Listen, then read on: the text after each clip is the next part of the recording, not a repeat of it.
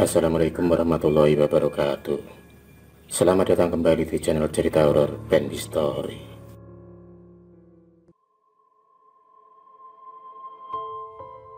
Hidup adalah sebuah pilihan untuk meninggalkan atau ditinggalkan. Dalam sebuah hubungan kesetiaan, tak selamanya menjamin sebuah keharmonisan.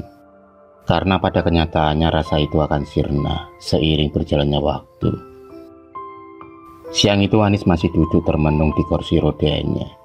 Kecelakaan yang dialaminya 5 tahun yang lalu membuat salah satu kakinya mengalami keretakan. Meski sudah rutin melakukan terapi, tapi kaki Anis belum bisa pulih kembali. Dengan keadaan yang seperti itu, dia tidak bisa mengawasi para pekerjanya di perusahaan yang digelutinya.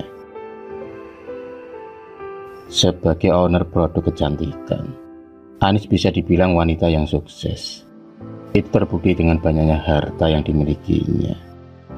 Dimas, laki-laki yang beruntung yang berhasil memikat hati Anis itu telah sah menjadi suaminya 7 tahun yang lalu. Meski sudah bertahun-tahun mereka menikah, tapi Anis dan Dimas belum juga dikaruniai seorang momongan. Meski begitu, keromantisan tak pernah surut di antara mereka.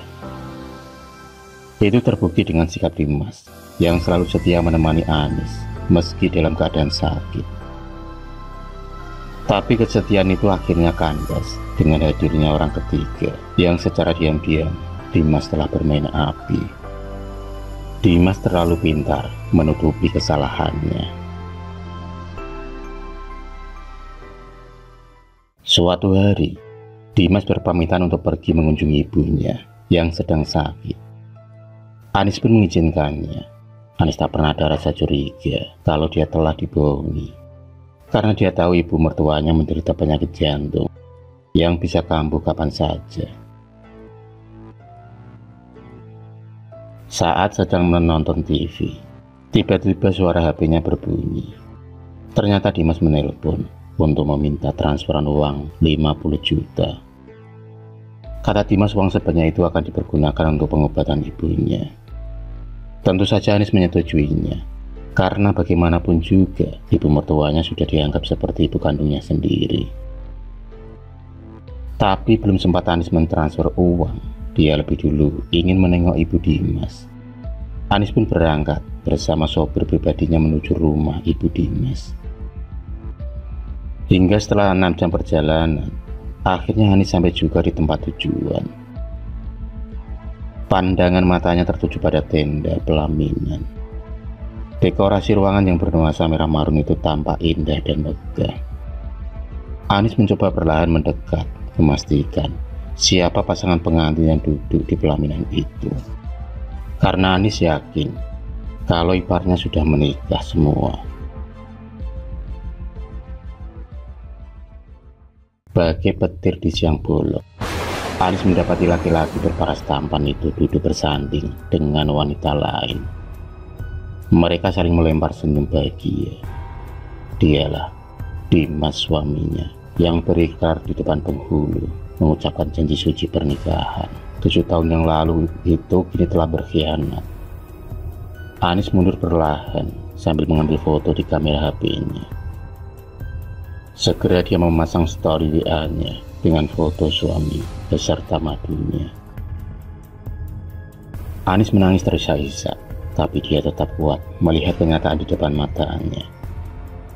Niat Anis untuk mentransfer uang 50 juta itu kini diurungkan, karena dia tahu uang sebanyak itu pasti akan dijadikan biaya tambahan.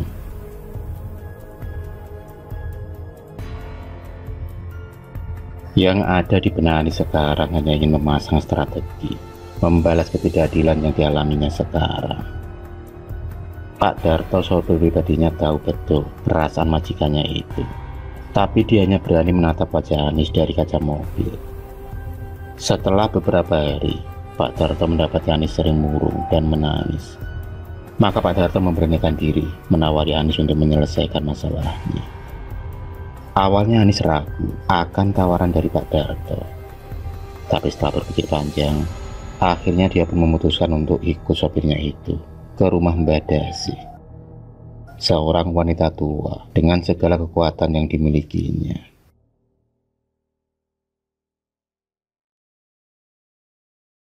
Rumah kayu berdinding bambu itu tampak begitu sederhana. Tampak wanita beruban menyambut kedatangan mereka. Tanpa menceritakan apa permasalahannya, Mbah Dasih seolah tahu isi hati Anis. Dia memperhatikan air berwarna putih yang seperti menyehatkan itu. Hanya setetes dan itu membentuk bulatan sempurna yang mengapung di dalam botol.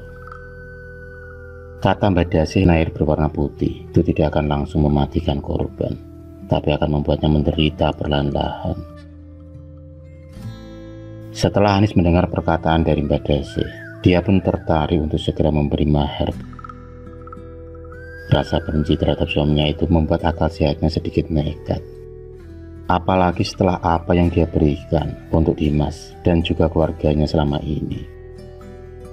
Dengan jelas di matanya, keluarga Dimas tampak tertawa bahagia saat perkawinan Dimas dan istri barunya itu berlangsung. Waktu sudah menunjukkan pukul 11 malam, tapi Dimas belum juga pulang. Padahal dia tahu malam itu adalah malam giliran dia pulang di rumah Anis. 1 jam setelah itu, Dimas dengan sengaja pulang bersama Susi, istri barunya. Mereka memancing amarah Anis dengan bermesraan di depannya, hingga membuat Anis semakin emosi. Meski kakinya Anis tak bisa berjalan normal lagi, paling tidak dia ada Pak Darto yang membantunya dalam melancarkan aksinya tersebut. Pagi pun tiba. Dimas tampak tersenyum manja di hadapan Susi tanpa memperdulikan lagi perasaan Anis. Tapi kebahagiaan Dimas dan Susi tak akan berlangsung lama. Dan benar saja, setiap malam Dimas selalu berhalusinasi, berada di dalam neraka dan tersiksa secara psikologis. Air berwarna putih yang diberikan Mbah Dasih itu benar-benar membuat efek yang begitu kuat terhadap kehidupan Dimas. Lama-kelamaan akhirnya Susi tak kuat lagi hidup bersama Dimas. Dia pun memutuskan untuk meninggalkan Dimas di saat terganggu jiwanya. Secara perlahan tapi pasti, Dimas menuai apa yang telah ditanamnya. Jiwa Dimas sudah dikuasai oleh Anis, dan akhirnya suaminya itu meninggal secara mengenaskan. Dan atas saran dari Mbah Dasih, jasad Dimas harus dimakamkan jauh dari kediaman keluarganya. Dan juga permintaan Mbah Dasih, Anis harus memberikan jiwa Dimas pada leluhur Mbah Dasih untuk menebus arwah keluarganya yang tergade di alam siluman. Dimas akan menggantikan leluhur Mbah Dasih di alam sana, sehingga bisa menuju ke alam akhirat dengan tenang dan bebas dari penderitaan. Asap tebal menyelimuti ruangan, sinar terang menyorot dari mata Mbah Dasih saat melakukan sebuah ritual. Tentu saja itu membuat tubuh Anis menjadi merinding. Pantas atau tidaknya perbuatan yang Anis lakukan terhadap suaminya itu, tapi yang pasti dia dapat bernafas lega, telah meluapkan ketidakadilan yang dialaminya selama ini.